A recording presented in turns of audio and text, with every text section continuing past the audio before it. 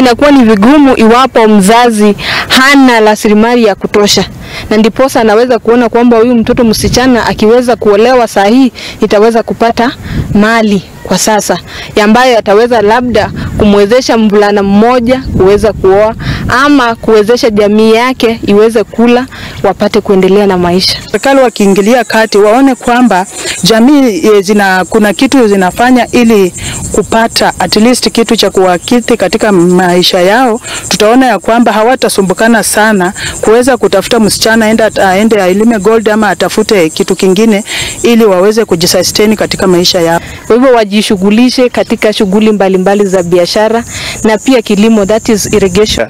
Solutions ya hii vitu yote lazima itoke kwa wenyeji, si watu kutoka nje, na tumeona kwamba imeproduce results, kwa sababu ukiangalia saa hizi kuna mahali ambapo tumeenda na community immediately wamepeleka watoto zaidi ya 100 shule.